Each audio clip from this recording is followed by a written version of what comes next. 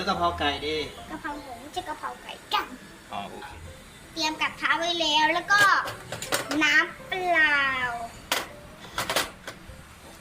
หมูแล้วก็ใบกะเพราอันนี้คือน้ำตาลอันนี้คือซีอิ๊วขาวโอ๊ยนึกตกล้างตีลังกาเปิดแก๊สแล้วนะครับร้อนไหม หลังจากเปิดแก๊สแล้วก็เอาน้ำมันมาใส่น้ำมัน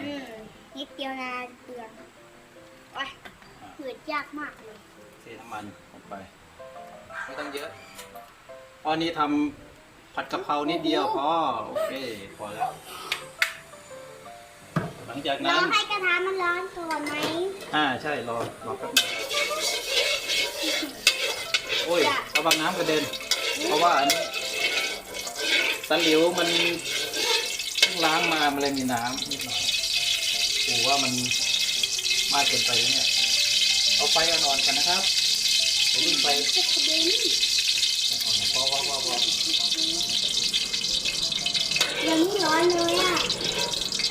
ไม่รู้จะทานได้หรือเปล่านะครับตอนนี้นุ๊กเป็นคนชิมเพราะว่าพ่อครัวใหม่แม่ครัวก็ใหม่เหมือนกันเหงื่อแตกแล้วร้อนสุดอันดับแรกลืมบอกว่ามีพริกด้วยแท่งนี่นะครับครกกับพริกมาหนูใส่เอง อ้าวคุณหลานใส่เลยปล่อยเบาๆระวังใส่ไปให้หมดเลยดูสนุกจังใส่ไปให้หมดกระทะร้อนแล้วอ่ะร้อนมากเลยอ่ะคราวนี้ร้อนมากแล้วก็ใส่หมูลงไปมากหนูใส่เองมันจะได้พอดีกับการกินใส่ไปเลยใส่ทั้งหมดเลยเทหมดเลยกลับด้านให้เป็นด้วยนะโหทำไมมีสีขาวอ่ะดูดิขาวก็หล่นแก่งเลยเขาแสดงว่าอะไรไม่รู้มันใกล้จะสุกไงอร่อยนึกว่าไม่สุกผัดก่อนอันนี้ไฟอ่อนๆเดี๋ยวเราจะทำให้เนื้อมันนุ่มไม่รู้จะกินได้หรือเปล่าไม่กินไม่ได้บุคุณดักผิดชอบจ่ายเงินมา120 บาทไปอย่างนั้นโหมีใครเข้าพุ่งไปแล้วเด็กใส่น้ำถ้ากับไม่ไหม้อุ้ยอดทนไปก่อนนิดเดียวพอยังไม่พอผมยังไม่พออีกมันจะเป็นแกงแล้วครับโอเคเหรอโอเคต่อไปใส่ซีอิ๊วขาวถ้าไปใส่น้ำเยอะเกินไปเป็นแกงนะแกงเหรอไม่เชื่อตอนนี้พอแล้วแล้วก็น้ำตาลไปหน่อยน้ำตาลผสมตัวสุดท้ายเลยนะดูจะพอกินเบาหวานจะกลายเป็นแกงแล้วครับโอ้ต้องมาดูให้ได้ใส่น้ำเยอะใส่น้ำเยอะเกินไปไม่เป็นไรแรงสุดของนั่นน่ะโอเครอสักครู่นี่ก็ไปรดไฟเดี๋ยวยังไม่ร้อนยังหนูจะทำให้มันดูร้อนละอุ่นละยังมีแดงอยู่นิดนึงไฟเหลือเป็นนิดแบบดูแล้วก็แบบไม่มีกลิ่นเลยเขาใส่ยังใส่มาเลยเผาใส่สองหยิบพอไม่ต้องเยอะโอ้ยพอแล้วเยอะแล้วพอ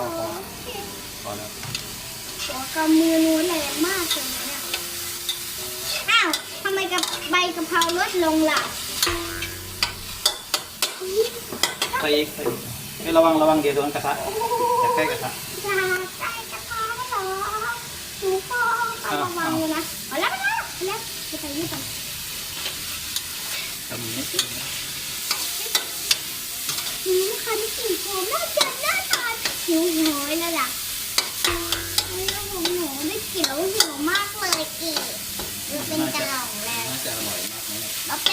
องแกะไม่ดูสิน้องเหนือจนเป็นกระหล่อง อัน แล้ นี้ ว ก็เสร็จสิ้นกระบวนการ ใช้ปริศนาการทำอาหาร เอาจานมาเลย อุ้ยอู้ทุกคนดูสิกลินน่ากินมาก บนงานไป น่ากินมาก น่ากินไหม ไม่กินกินแล้วอ่ะอันดับแรกปิดเตาแก๊สก่อน ปิดแล้ว ยังปิดแล้วเหรอ เอา อ้าว ปิดแล้วเอาไว้นี่เอาไว้ตักใส่จานดี ใส่จานเลยเดี๋ยวนะเอ้ยบูขุมทำไมน้ำไม่มีแล้วล่ะเอากระทะออกบูขุมเอากระทะออกกระทะออก ๆนี่แหละตักมาใส่เลย คุณยากกับเทนะที่จริงอ่ะ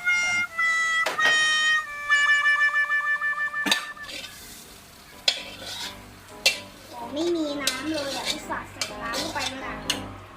ไม่ต้องไปกดไม่ต้องไปกด โอ้ไม่มีน้ำมาเสียดาย เป็นสูตรแห้งนะครับ สูตรกะเพราแห้ง ใส่น้ำลงไป ไม่ต้องนี่เป็นสูตรกะเพราแห้งครั โอ้ บ โหดูมันติดหนึบมากเลยนะเนี่ย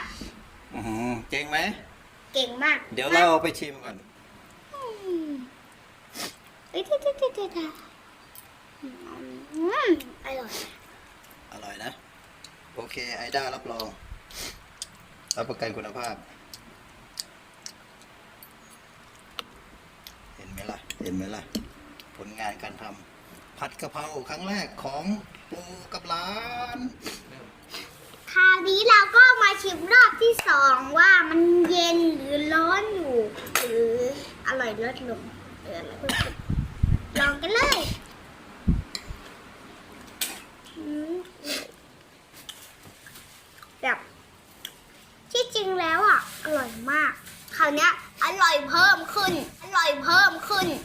อร่อยเพิ่มขึ้น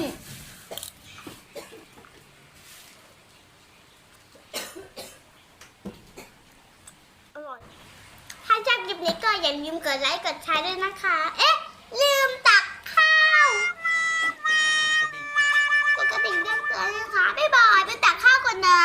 เดี๋ยวเจอคลิปไข่เจียวแล้วกันนะคะ